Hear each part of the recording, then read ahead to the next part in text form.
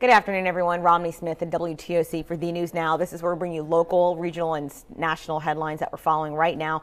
For our newscast, we want to keep you in the loop. Of course, no one waits till the very end of the day to learn what's going on, so that's why we do these digital news updates for you. I want to thank you for joining us. We're on various platforms, Facebook, our apps, Amazon Fire, Roku, and more. So we appreciate you weighing in. Facebook is actually where you can interact with us live. Let us know where you're watching from, ask a question, and we'll do our best to get you an answer. So I want to start with some heartbreaking news.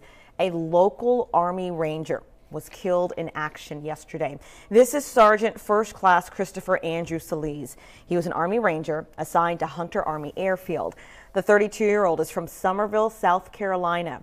He died in Afghanistan on Thursday after being injured by small arms fire. Now, at the time of his death, he was supporting a medical evacuation landing zone. The Department of Defense says there is an active investigation into his death. Solis was actually on his 5th deployment. You can read a full statement from the 75th Ranger Regiment about his death, but they call him a national treasure with an infectiously positive attitude.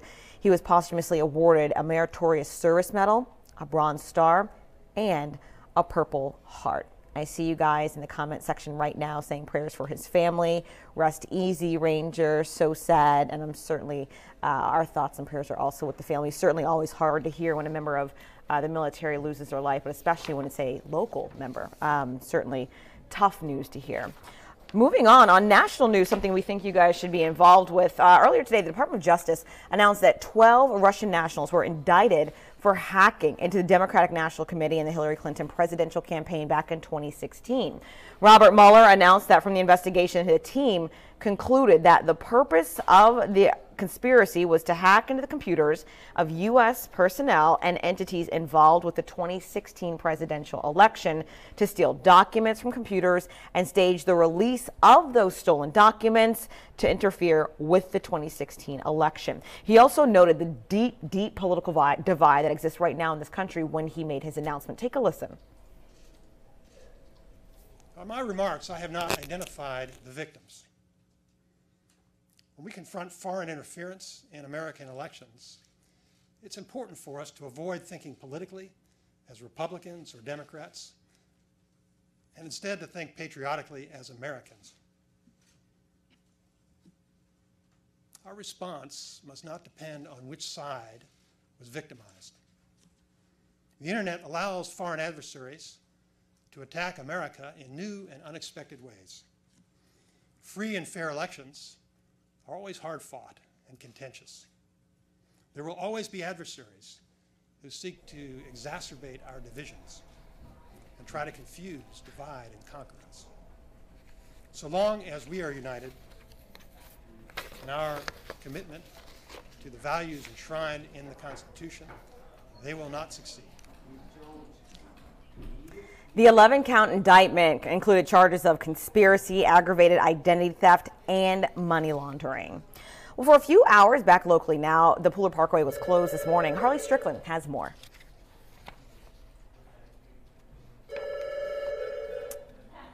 Hey everyone, I'm out on Pooler Parkway today in front of the Lowe's. As you can see behind me, state troopers and Pooler police officers are now picking up the cones and clearing this portion of highway they closed this morning to reconstruct a fatal crash that happened earlier this week that killed 2 women.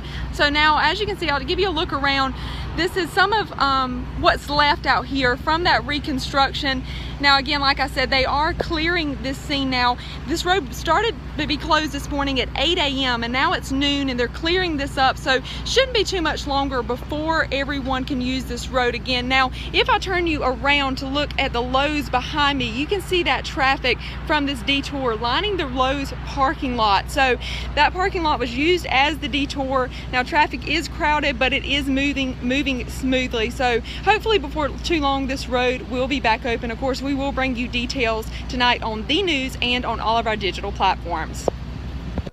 Weather-wise, today is another hot day, but we are expecting to see some afternoon showers. Meteorologist Cutter Martin has details. Notice how it increases, and also notice where we're seeing the most forecast rain, at least, really along and north of I-16, Low Country, Savannah Metro, into our northern coastal Empire counties. Just isolated pop-up stuff south of the interstate.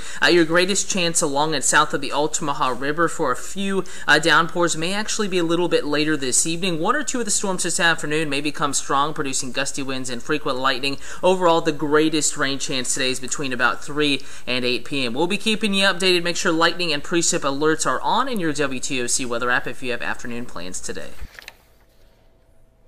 All right, I know not everyone joins us right at the top of the digital newscast when we start, so I want to kind of recap the big story that we're following right now. A local Army Ranger has died in Afghanistan. So you're looking at a picture of Sergeant First Class Christopher Andrew Salise. He was an Army Ranger assigned to Hunter Army Airfield. He's only 32 years old, and he's from Summerville, South Carolina. He died in Afghanistan yesterday after being injured by small arms fire. At the time of his death, he was actually supporting a medical evacuation landing zone. And right now, the Department of Defense has confirmed with WTOC that there is an active investigation into his death. He was actually on his 5th deployment. You can read a full statement from the 75th Ranger Regiment about his death, and they call him a national treasure, and also say that he was infectiously positive. He was also posthumously awarded with multiple awards, including the Meritorious Service Medal, the Bronze Star Medal, and the Purple Heart. Sergeant First Class Christopher Andrew Salise died yesterday. I see your comments on Facebook. A lot of you guys sending your prayers and thoughts. Jim Anderson saying, R.I.P. Ranger, we honor your sacrifice. Anne Marie Howard Woods also saying R.I.P. Prayers for his family and his unit. That's from Becky Morris right now. And then Julie Martin saying, R.I.P. Rangers lead the way. They certainly do have a very special role in our military. I don't see any questions right now about any stories, so keep in mind you can always reach us online at WTOC.com. I'll be back at 3 o'clock with another digital update of stories that our reporters are working on for the early evening newscast. See you in a bit.